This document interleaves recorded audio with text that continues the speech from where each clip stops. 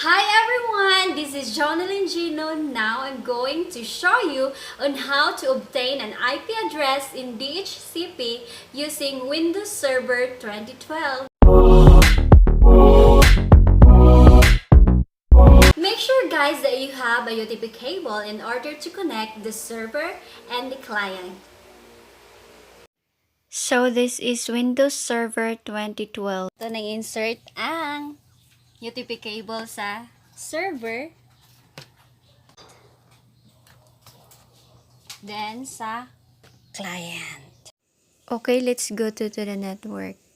Then, atong i-open na ang Open Network and Sharing Center. Then, change adapter settings.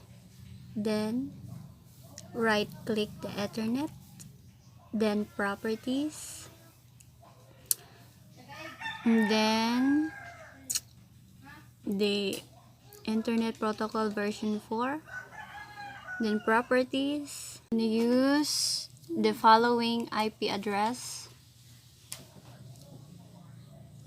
192.168.1.2. Then tab.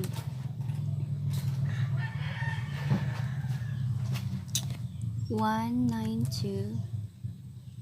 168 1 1.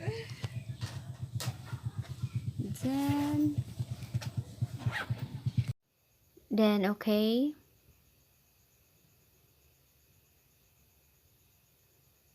Then close again.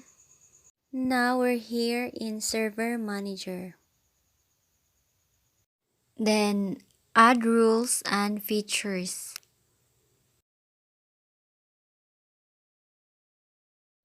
Next. Then DHCP server. And then add features. Okay, next. Then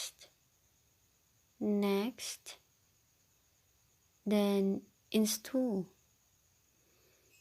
Then we will wait for a minute until the installation is done. Okay, the installation is done, so close. Okay, then ato na ta sa tools. Then DHCP.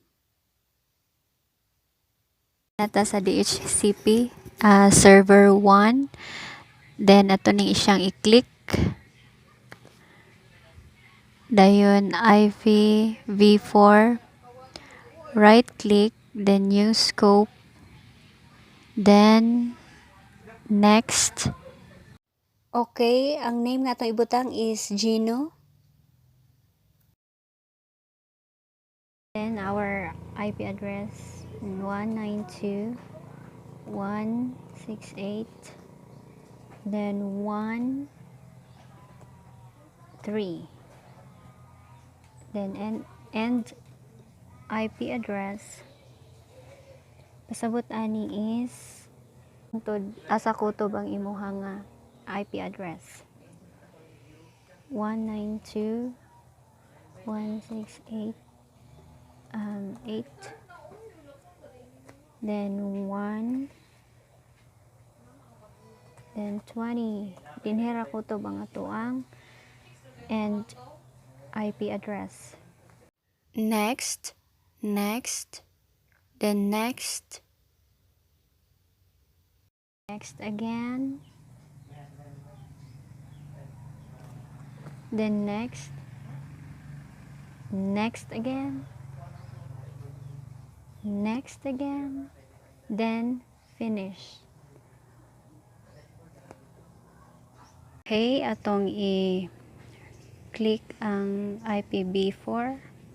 Then ato ta sa scope. Then address pool. Now we have our new scope, Gino. Okay, ato na i-click ang server 1. Then, all task. Then, after this, atong i-restart. Then, pagkahuman ani guys, muadto na ta sa client. Na ta guys, dito sa atong client, kay atong i-check kung ang atong gi-input dito sa Windows Server ug mogawas ba diri sa atong kliyente. Ita sa CMD, Windows R, then okay, space, then slash, renew, then enter. So, mao na ni siya guys, ang atong IPv4 address 192.168.1.3 ipconfig/all, then enter. Mao na ni siya atong ang preferred nga IP address nga ma-obtain siya. That's all.